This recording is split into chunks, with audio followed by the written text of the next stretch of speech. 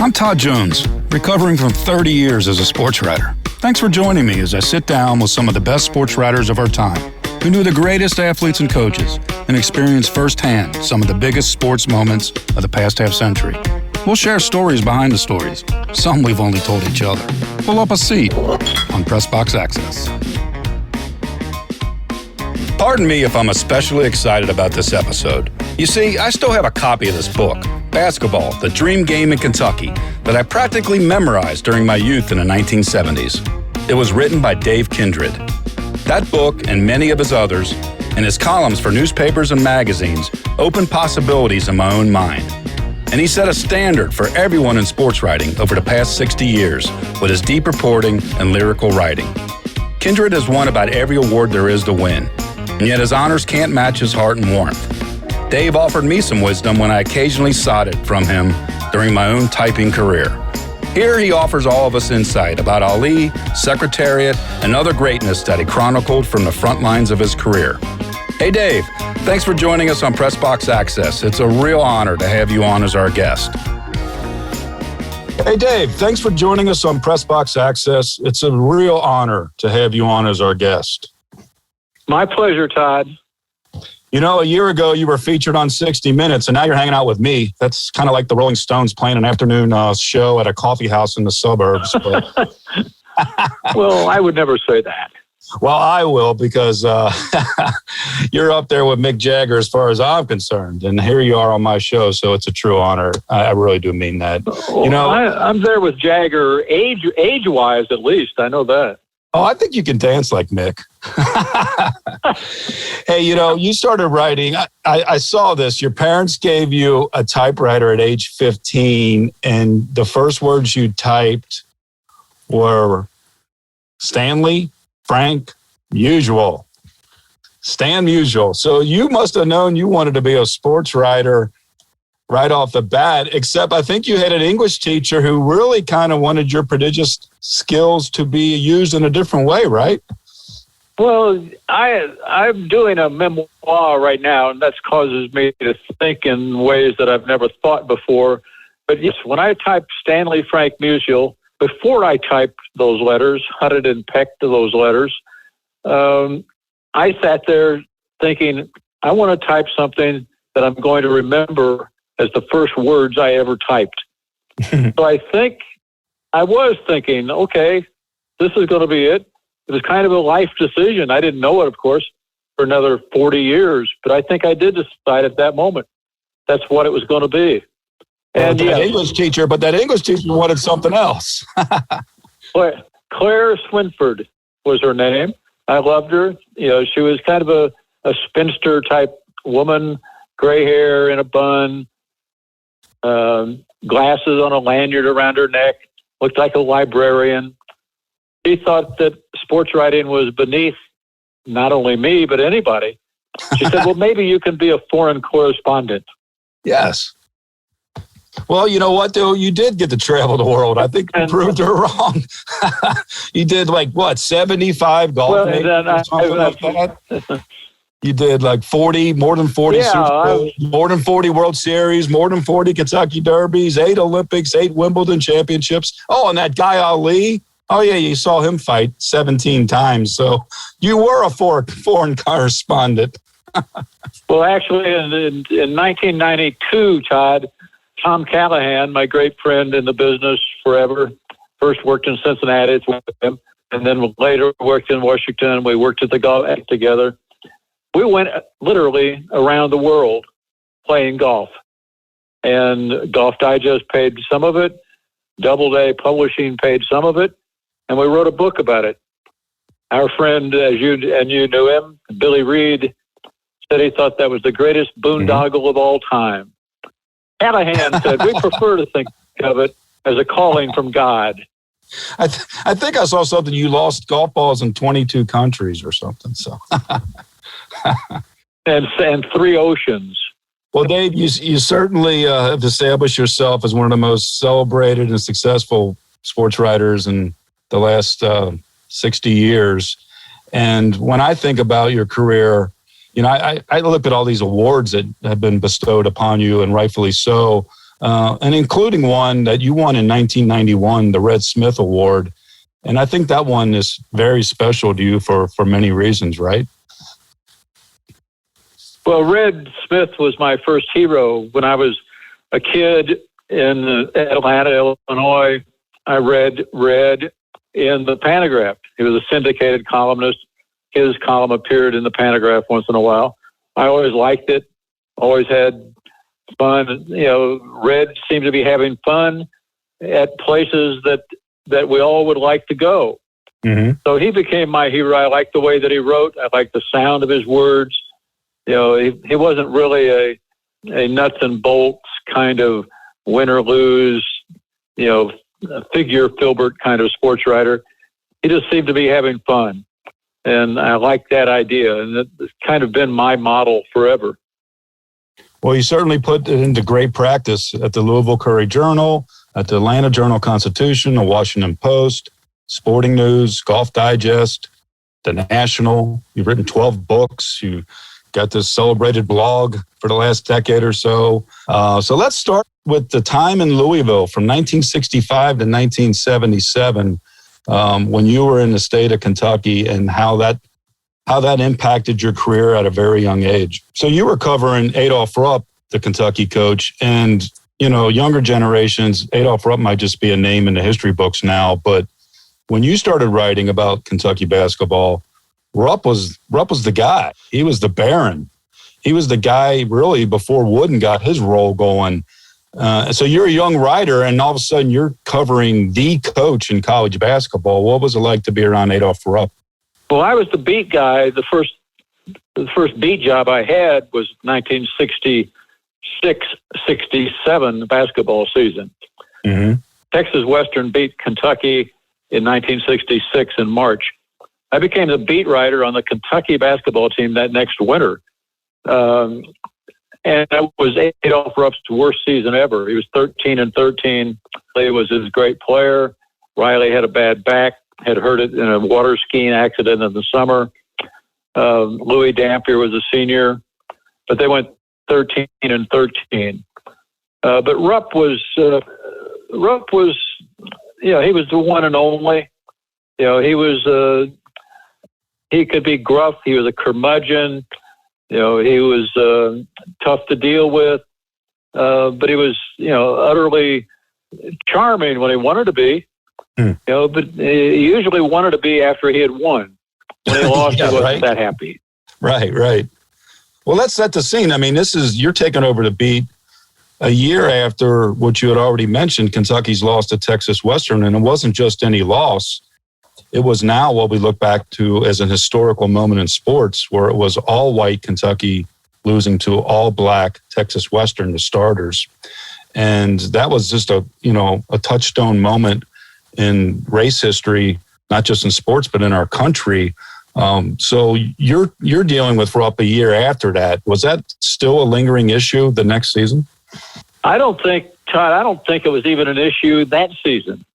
I think I've done a lot of research on Rupp as a racist. I don't believe that. I think that was completely unfair, that charge. But at the time, Sports Illustrated, Frank DeFord, in fact, covered that game, the 65-66 game. Mm-hmm. He did not mention, there was no mention of white against black. The only writer, was one writer at the game who mentioned it. I think it was Bill Conlon from Philadelphia, made an issue out of it. Otherwise, there was no issue made of it at the time, but it did change college basketball in that more universities began recruiting more black players. That's why that was the main impact of that game. And so the idea that it was historic in the terms of a racial impact was layered onto it later over the years when people looked back and said, oh, well, is that where it started? Okay, well, it was a convenient start. And when in fact Cincinnati had won the NCAA 3 years before with 4 black starters. Texas Western normally had 4 black starters, but through some confluence of injury and a decision, a whim, Don Haskins started 5 blacks against Rupp. So I think that it became a convenient kind of jumping off point for a racial story. Right. But I knew none of it, and some of it I attribute my ignorance to being 26 years old, suddenly covering one of the storied basketball teams of programs of all time. I was probably in over my head. I didn't recognize the racial impact of anything. I mean, Illinois Wesleyan, Martin Luther King spoke at Illinois Wesleyan my junior year. I learned about that last year. Wow. I didn't even know it at the time. That's how blank I was. Yeah, so the historical lens on the 66 championship game kind of came much later, it sounds like. Yes. I had, as I said, Sports Illustrated didn't mention a racial angle. Almost no one did. I have interviewed every one of those Kentucky players. None of them saw it as a game of blacks against whites. They all saw it just as a basketball game. Mm-hmm. And the Texas Western people did too. I spoke to them later. I did a piece for Sports Illustrated on the game, and I talked to David Lattin, who was their big star. Talked to another one of the, don't remember his name, the guard guy that made a couple of great plays in the game. They didn't see it as black against white at all. Right.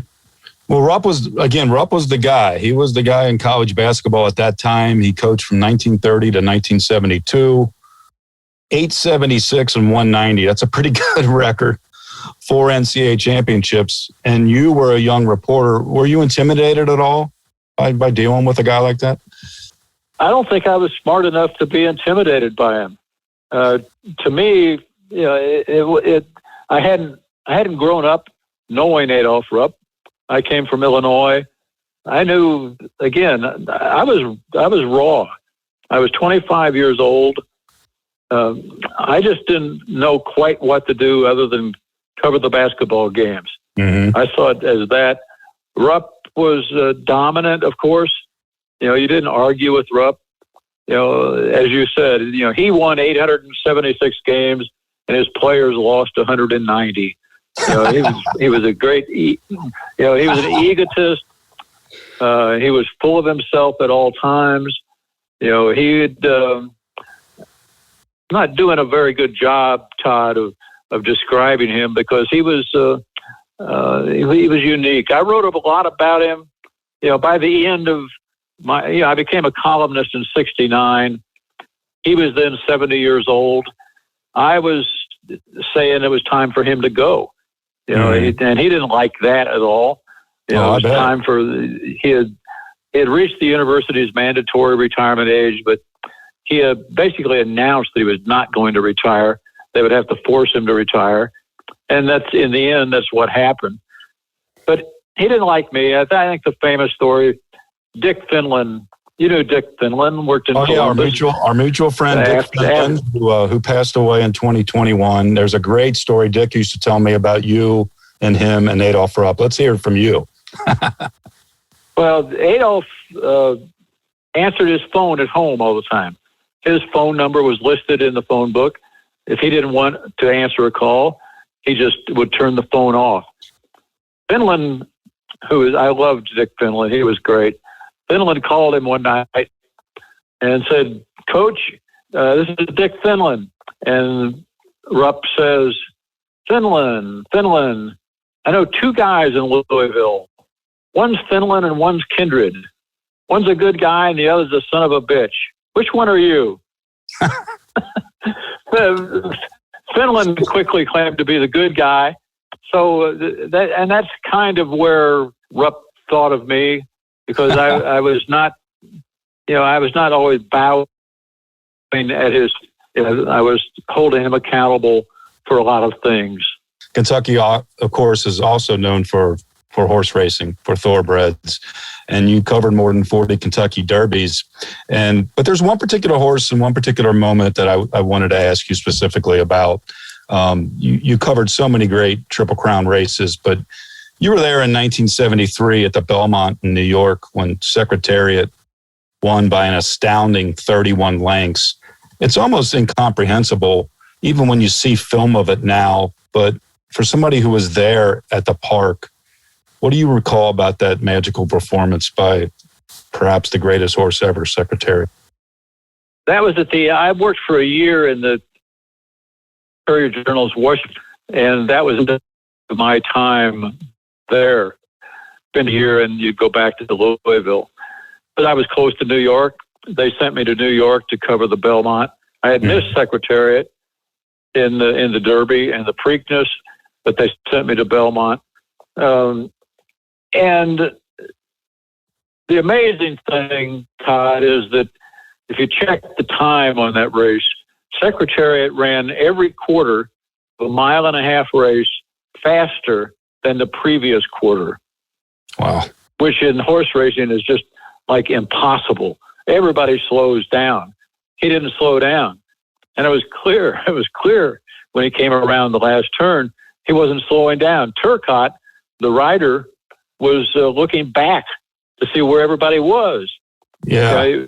That's a great photo. Pulling away. It was the first Triple Crown winner in 25 years, first one since Citation. And the thing I remember about it, excuse my language here again, but I was standing to Joe Falls, who was the comp Detroit. As Secretariat went under the line, Falls elbowed me, patient my ass, because we had just seen what I wrote that day. It was the greatest horse race of all time. Mm-hmm. The editors back in Louisville, I think I don't know what they were trying to do. I had called it the greatest horse race of all time. An editor in Louisville decided it was one of the greatest horse races of all time. Why was Secretariat so special? What do you treasure about being able to witness that performance? Well, the one of the great facts about Secretariat is when he died, the autopsy, they remove a horse's heart.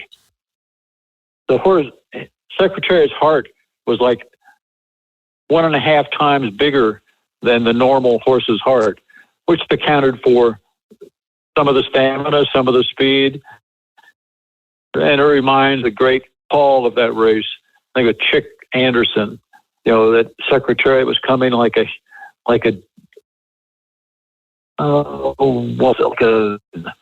machine coming around the track.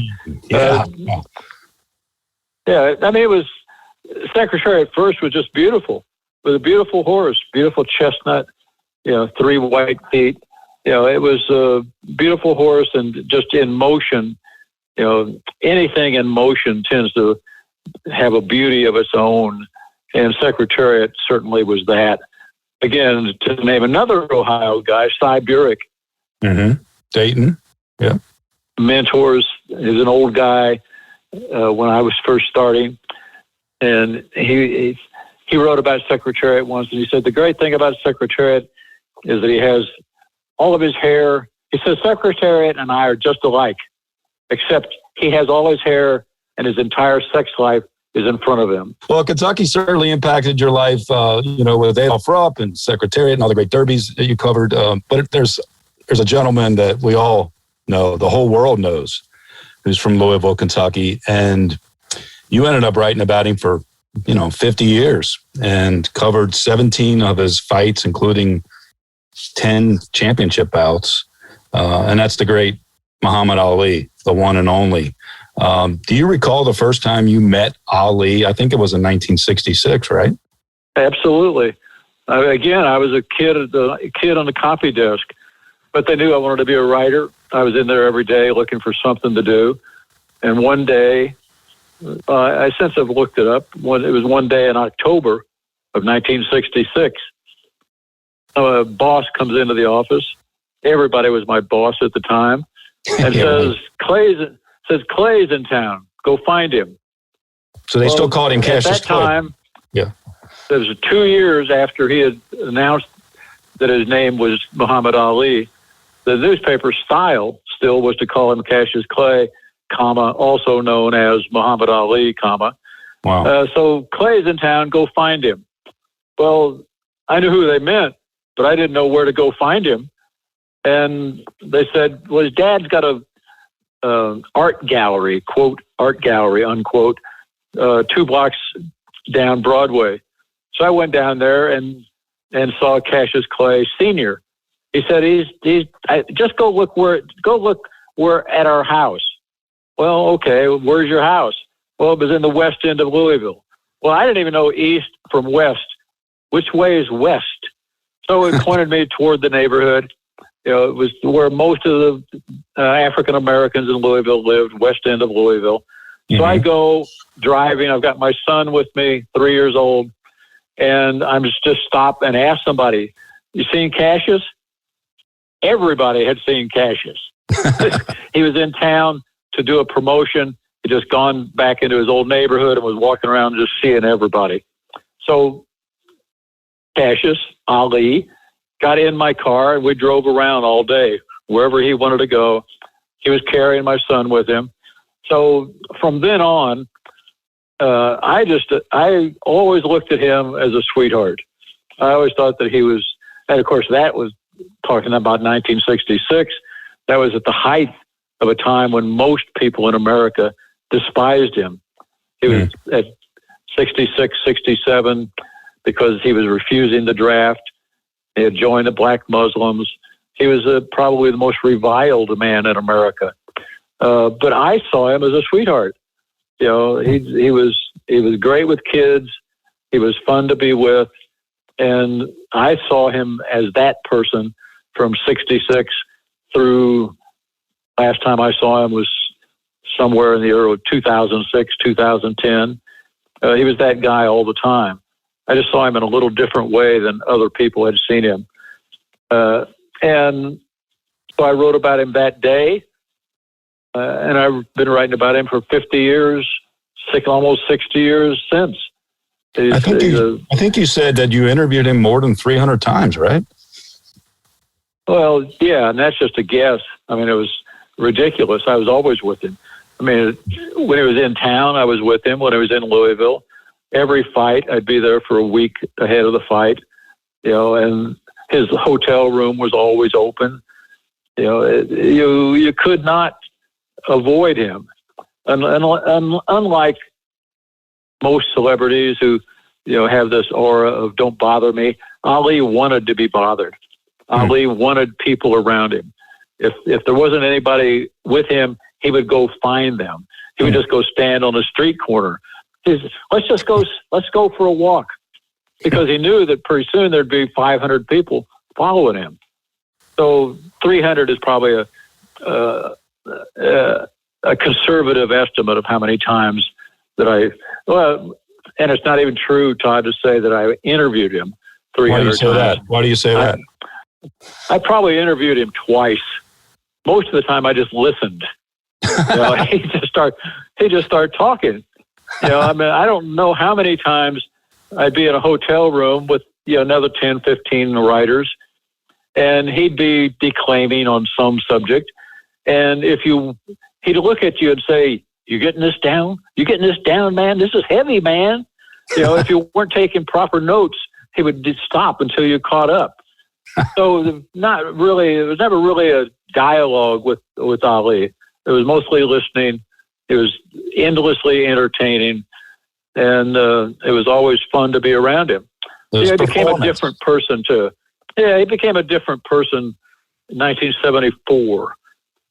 Before then, he was the racist, ranting black Muslim, you know, who did we're taught to not talk about politics or religion or race. He talked about politics, religion, and race all the time. Right. 74, he became different because Elijah Muhammad, the leader of the Nation of Islam sect, died.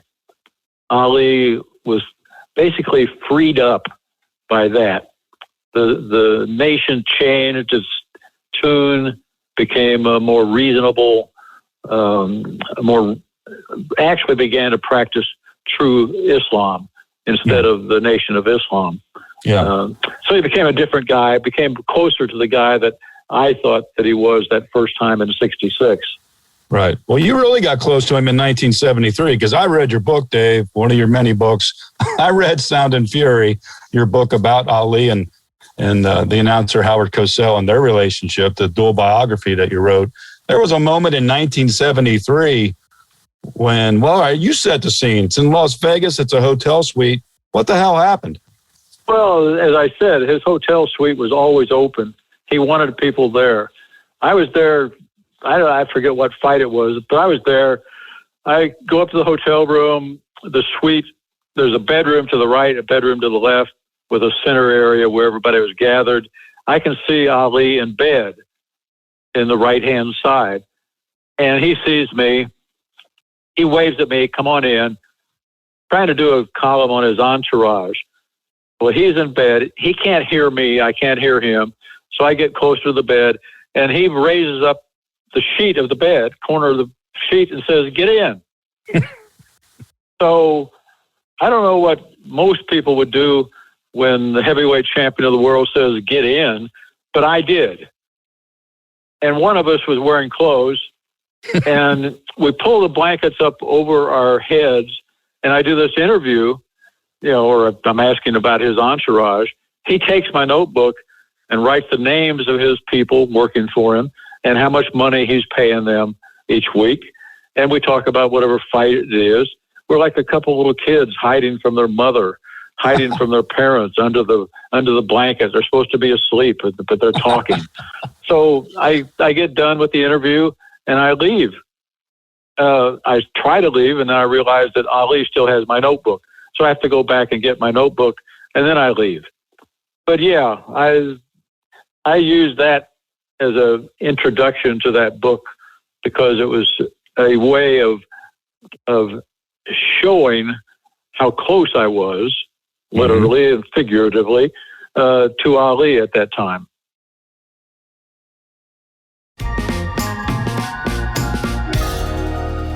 Dave, Ali's become such a mythical figure. What do you think we get wrong about him today? Well, I think we get wrong the Parkinson's, for one thing. I think what we saw in Ali was what we have now identified in football players as CTE. It's brain damage. Every fighter who in the last 100 years have been called punch drunk, that's what it's brain damage. And Ali may have developed Parkinson's from the brain damage, but he was suffering for a long time before that, slurring words, stumbling, trembling. He was a wounded person. Mm-hmm. So I think we get that wrong in the sense that we kind of absolve him from that. Absolve ourselves even from being entertained by this man being ruined. Mm-hmm. But I think now, the Olympics probably in '96, I think when he lit the torch there, I think it caused a revival of interest in Ali. And I think then there was a full reconsideration of how does a man go from being the most reviled man in America to practically a living saint. Mm. And I think he did that, a lot of it, because he soldiered on through this damage that he was suffering without ever complaining about it. He saw it as a test sent to him by Allah. And I think then to see a man persevere and without crying about it, without blaming anybody about it, I think then they saw the basic goodness that was in Ali. And that became very clear then, to just see him light that torch. I think everybody then had a different feel for who he was and who he had been. What was that moment like for you as a columnist in Atlanta to see that? Well, I was don't think I saw it the way everybody else saw it. I was fearful for him. You know, I didn't know it was going to happen. You know, I had no secret information about it. But when I saw him there, literally, Todd, I don't think I wrote this, but literally it was, my God, what is going to happen? Because he was holding the torch, but he was trembling so much. And I'd seen him tremble in other instances, but I'd never seen him standing on top of a tower holding fire in his hand. And I could see that he couldn't do what he wanted to do. And I could see that, you know, when he got nervous, anytime he was nervous, he shook more. And he was really shaking then. I thought he was going to drop the torch. I fear he was going to drop the torch and light himself on fire. And then you could see the fire coming up the torch onto his arm. And I still get emotional about that, because everybody else was just in awe. But I don't think they saw the trembling. I don't think they saw that. They may have seen it on replay. They may have suddenly noticed it, but I noticed it from the start. It seemed like 15 minutes before he could put that torch where it was supposed to be. It was probably 15 seconds, 20 seconds, you know, but it scared me. But everybody else, I saw it everybody else saw it, and I did too, really, at bottom. I was just scared at the moment. It was just a great moment in his life. It was a great moment in America's life, you know, for this man to be forgiven, you know, by people who had despised him. To of course, now he was defenseless. Now he was helpless. Now he was not going to hurt us anymore. So all was forgiven. But it was a great moment that everybody, I think, whoever knew Ali, everybody who ever saw him at his best, would remember forever. I certainly will. Right. And you did see him at his best as an athlete. I think sometimes too, you know, we rightfully remember the fact of what he stood for, what he expressed, all the right things that he stood for. But that platform came from his performance as an athlete, as a boxer. And you really kind of saw two different Alis, right? As a fighter, you saw the young one before he was banished because of his stance on the draft. And then you saw the older champ, you know, win back his title. So you saw, you know, the athlete of Ali develop over the years too. Well, I've often said that the two greatest fighters of all time were Cassius Clay and Muhammad Ali. So they're completely different. Cassius Clay was 6'2", 6'3", 200 pounds. You couldn't hit him. You couldn't catch him. You couldn't find him.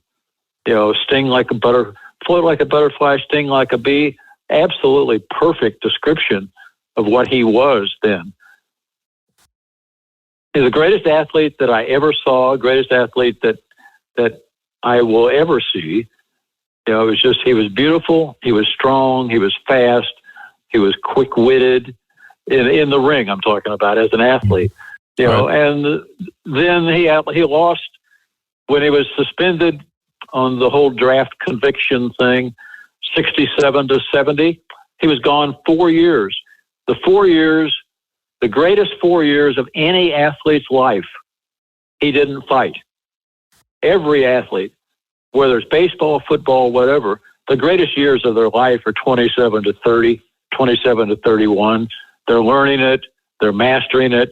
They've mastered it. He had those 4 years taken away from him. So he came back as a different fighter. Against Joe Frazier the first time, it was a great fight, the greatest fight that I will ever see.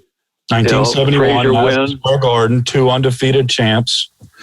You know, Frazier's the reigning champ. Ali's trying to win it back. You're there. Where were you sitting, by the way, for that fight? I was in the first row, ringside, just opposite Ali's corner.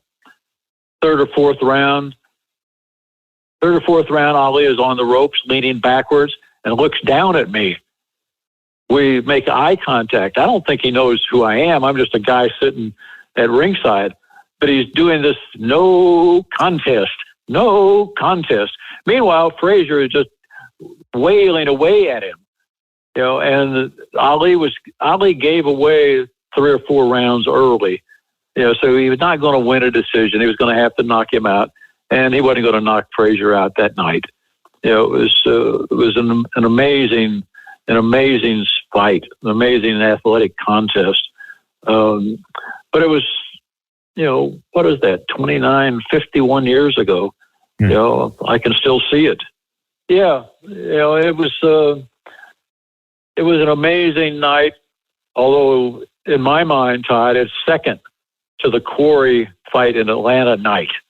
Really? That night was the most amazing congregation of people that I had ever seen. Well, put us there. Tell us all about it, Dave. Put us there. It was wide-brimmed hats, brimmed with purple ermine.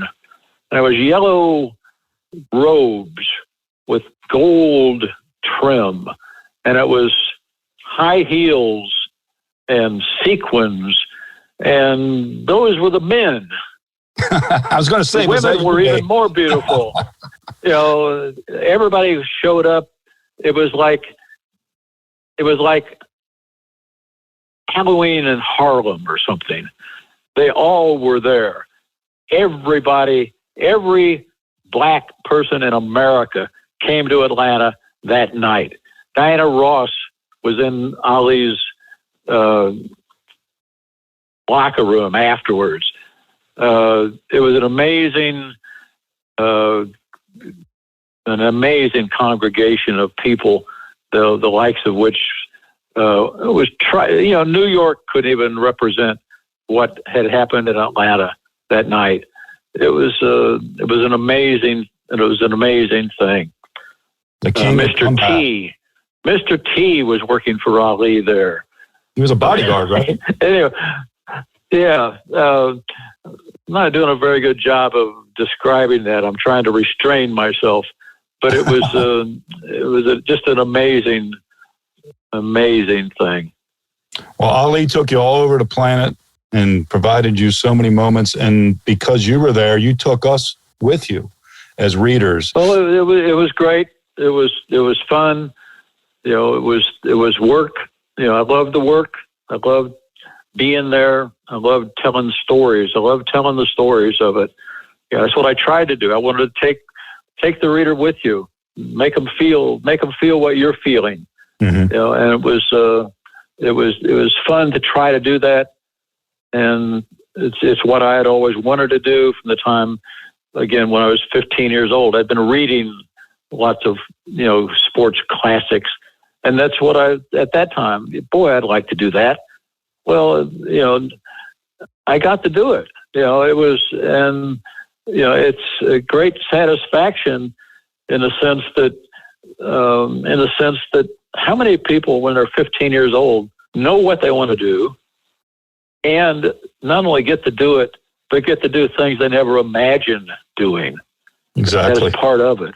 And so I'm, absolutely thrilled to have been able to do that. Right. I'd rather have been a Major League Baseball player, but... Well, you went from sleeping in a bunker to traveling the world, writing about the sport of golf. And that's really a sport that's you're long associated with. I think by your own count, 75 golf majors you covered. And we talked a lot of greatness here with Secretariat, Muhammad Ali, and you can't talk golf or sports at all without mentioning Jack Nicklaus and Tiger Woods. And you got to see both of those players in their prime. Let's kind of work backwards a little bit and start with Tiger. What lingers in your mind about Tiger Woods and the way that you were able to chronicle him throughout his career? Obviously, he's still trying to play, gutty effort at the Masters after a horrible car accident. What is it about Woods that has made Tiger so special?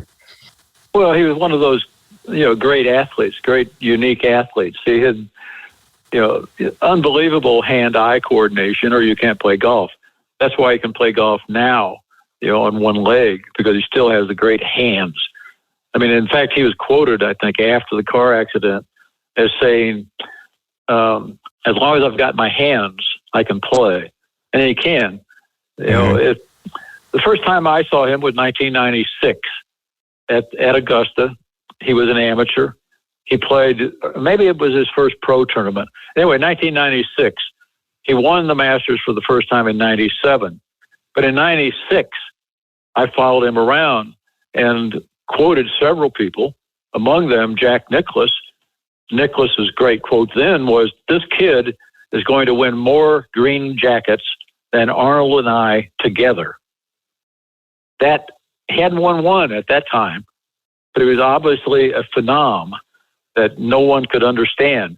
I mean, he played that year.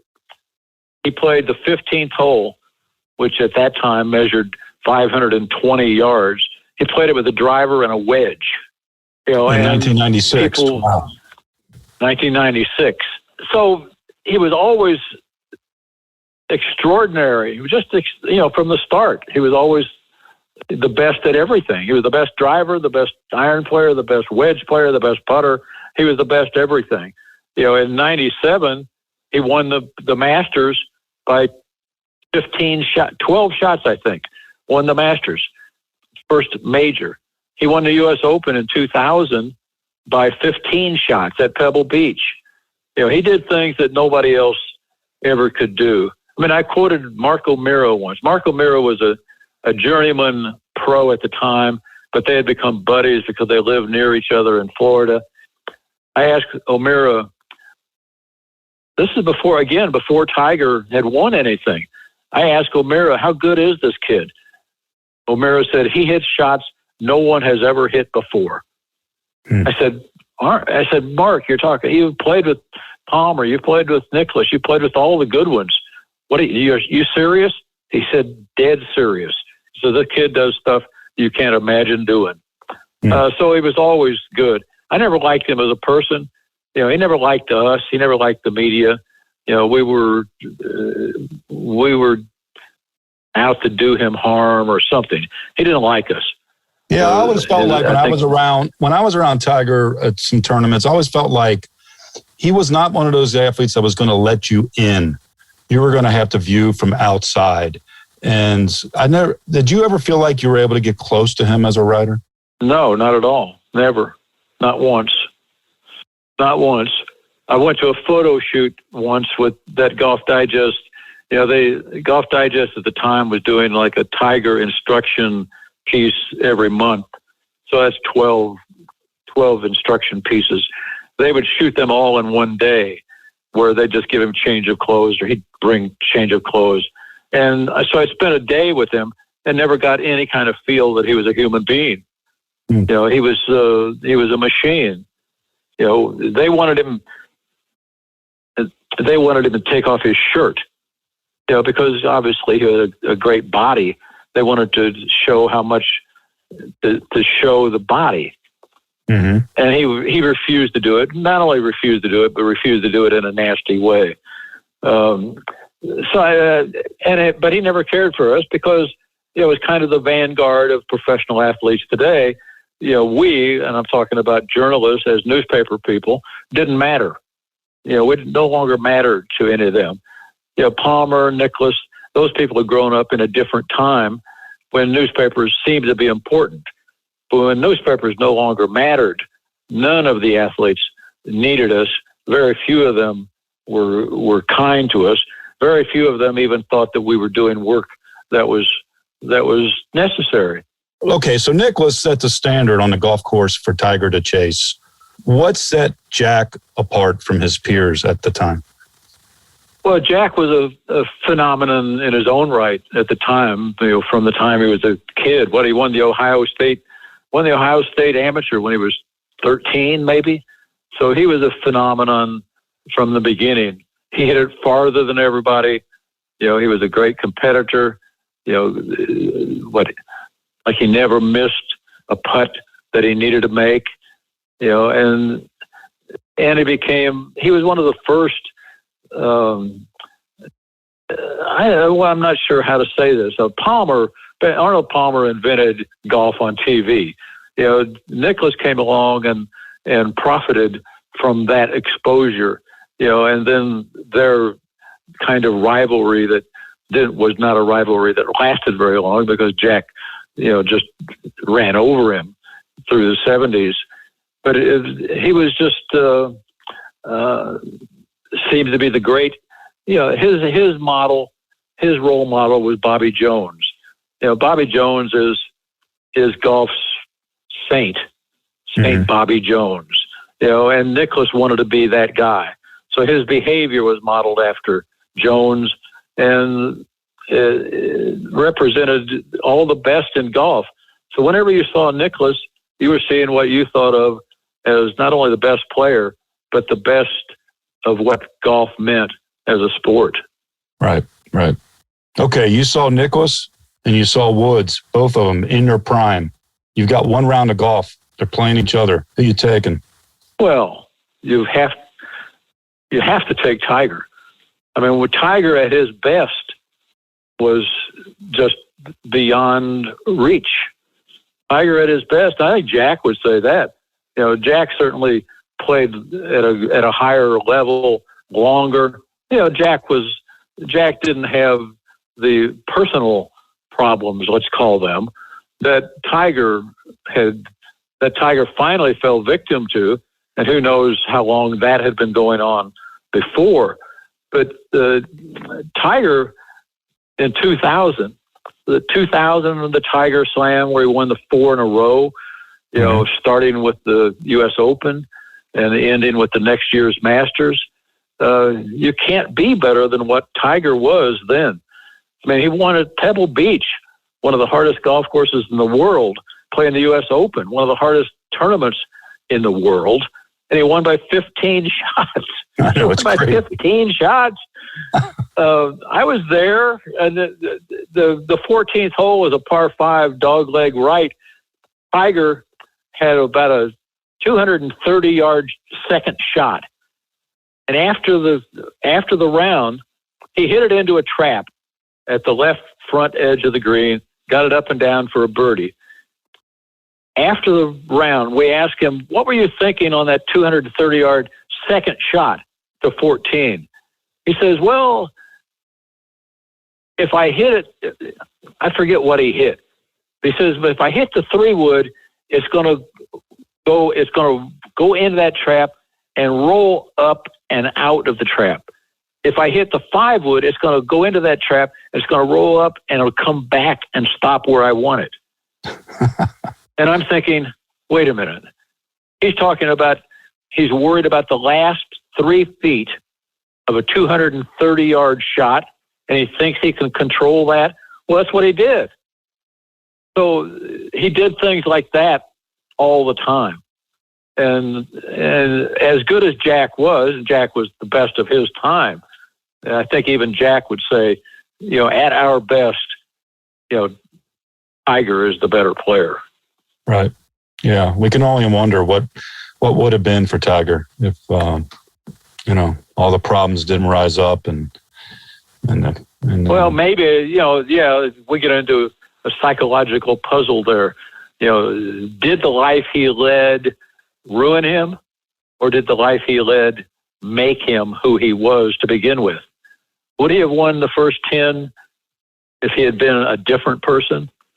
Or did living that life make it possible for him to win the first 10? The life of, almost totally obsessed with whatever he was obsessed with. Right. That's the interesting thing about genius, right? That scorched earth mentality, that's... Yeah. I think what Tiger is doing with his son, Charlie, now is kind of the mirror image of what his father, Earl, had done with Tiger. I think Tiger is trying to be a good father. Earl was just trying to create a genius. So you're seeing more of a softer Tiger Woods now when you see him with his son, for example. I think so. Yeah, I think when he won in 2019 at Augusta, he was a different guy than when he had gone away. And I think certainly now, you get to be older, you get to be wiser. You hope. He's 46. He's not going to be the same person at 46 you were at 26. So I think he's, the intimations of mortality. Certainly, he has had enough of those by now. That he no longer is the step on your throat guy that he had been. Remember that photo shoot I was talking about? One of us had said to him that quoted Ernie Els as saying that, well, the way Tiger's playing, I don't know if anybody can beat him. And Tiger just starts smiling and says, he shouldn't have said that. Because it was like he's showing his weakness. Els was showing his weakness by admitting that no one could beat Tiger. And that's what Tiger was. I don't know if he still doesn't have that killer instinct. I doubt, because he doesn't have the ability to just to put his foot on people's neck now. Right. So everything changes, and you hope that it changes for the best. And a lot of people go out. A lot of people go out whining and whimpering and crying, and you hope they go out in a gentler way. And I think Tiger is doing that. Yeah, good for him, right? A life full lived. We should allow everybody to evolve and find out what it is about life that suits them best for whatever they do. And I think you're starting to see that with Tiger. Even the stoic way he was marching around Augusta recently with his limp, but also, like you mentioned, the time he's spending with his son. That's so important, right? I think there's a moment in Masters history that Jack Nicklaus parted some words to you about family, right? I think so. First of all, how many Masters did you cover? I went to 53, I think. 53 Masters. 1967 was, But you only missed one, right? I only missed one, and it happened to be the one that Jack Nicklaus won in 1986. Because my just son happened to be the made the Nicklaus 86 Masters. My son made the mistake of getting married on Masters Sunday. At the time my son knew nothing about it. Right. But when he announced that he was getting married, I think it was like April 13th, something like that. I said, "Oh no, I'll miss the Masters." Well, okay, if I missed the Masters. The wedding is on a Sunday. I come into the house after the wedding. I turn on the TV. It was 8:00. I remember. Turn on the TV. The first thing I heard was a little news bulletin on the TV that says, Jack Nicklaus today shot a 65. And I went, oh, no, I said, so I missed that. And then later, I won an award at Augusta, and I made a speech at the Golf Writers Dinner, and I told that story. And a couple of weeks later, I got a letter from Jack, saying that I had made the right decision, that family comes first. But if you need to know anything about the 1986 Masters, I remember a lot of it. So I've saved that letter over the years because, I've been doing this for a long time. And I've got 2 letters in my life from professional athletes. One was Nicklaus and the other was Ben Hogan. And Hogan wrote me a letter because I had, on 1987, the 20th anniversary of my going to Augusta, I wrote about having seen Hogan that first year, and Hogan wrote me a letter thanking me for the memories. So that was the year that he shot on Saturday, 36-30, 66, and was 3 shots out of the lead at age 55. Shot 77 the next day to finish 10th, but it was still one of my great memories in golf and in my career, actually. Well, 2 good letters to have, right? Yes. And Jack was right. Family does come first and should come first. And I'm going to wrap this up by talking a little bit about how writing and family coexist for you and what they've done for you in the past decade. I know you've had a lot of hardship in the last decade. I know the writing community has has hurt for you. Your wife, Cheryl, wife of nearly 60 years, died in June of 2021. And in the previous 5 years to that, she was non-responsive and unable to communicate because of a stroke.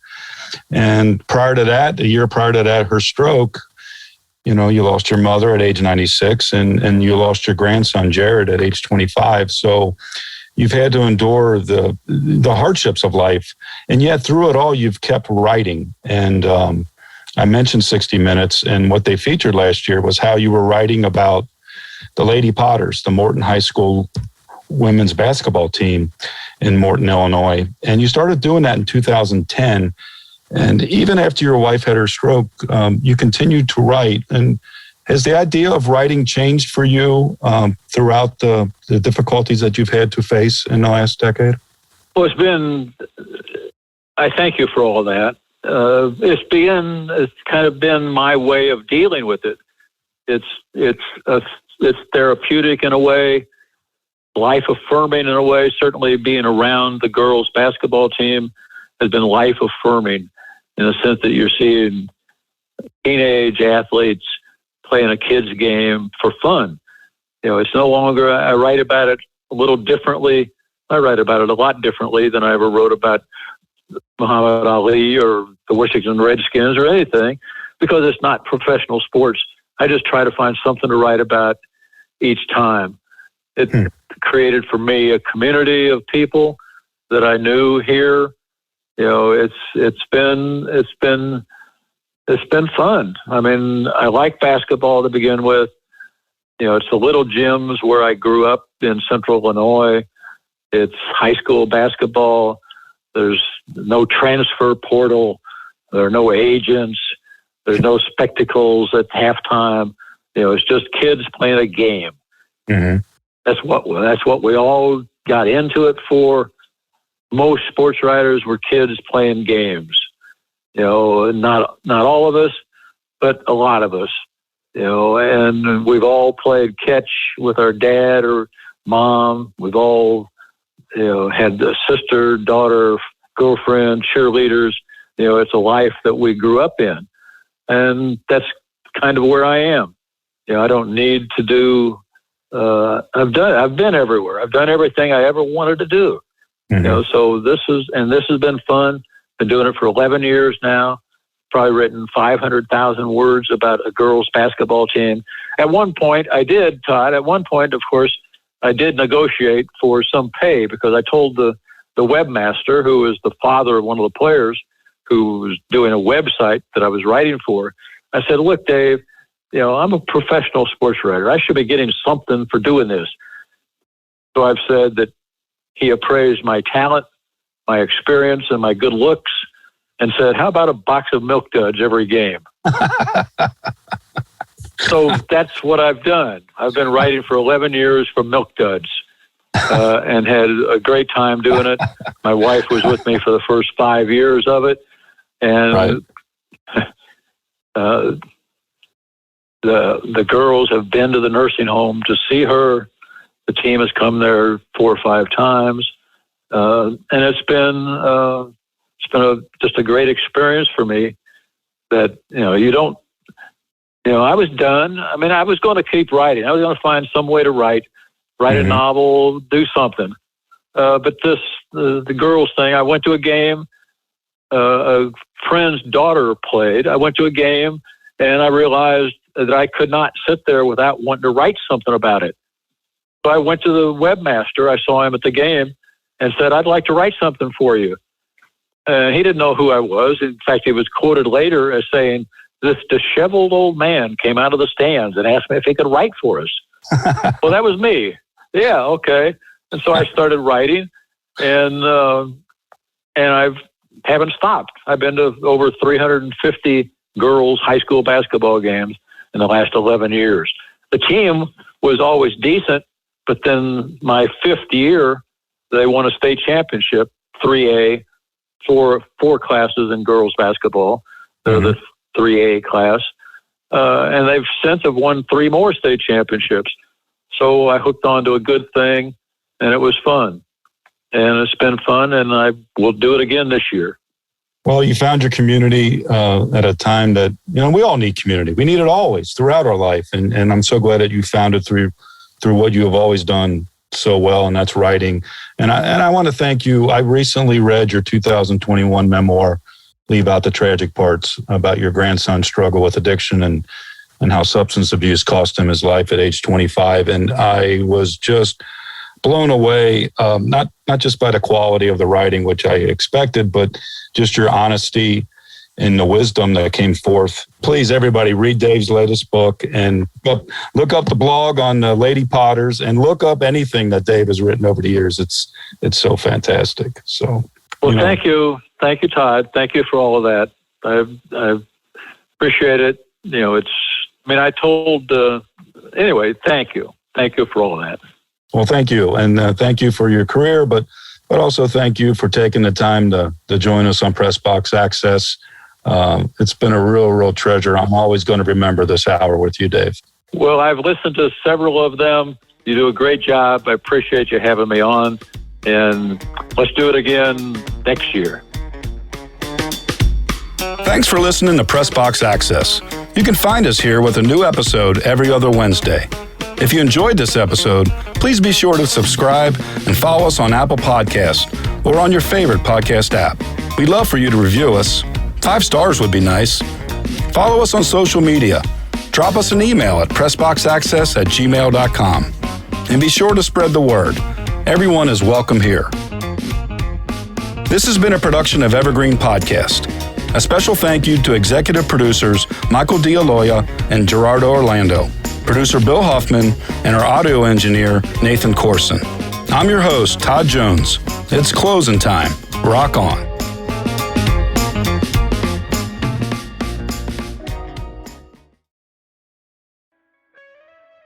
Hear Her Sports is a podcast for everyone who loves stories by and about women striving to improve and make a difference in their lives.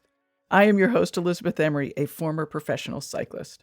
In every episode, I introduce a female athlete or woman in the business of sport through a thoughtful conversation about who they are and the terrific work they're doing. My guests and I explore the glorious and frustrating issues in sports, history, equity, training, nutrition, and so much more. Join us for inspiration, for community, and for love of being a strong, athletic woman.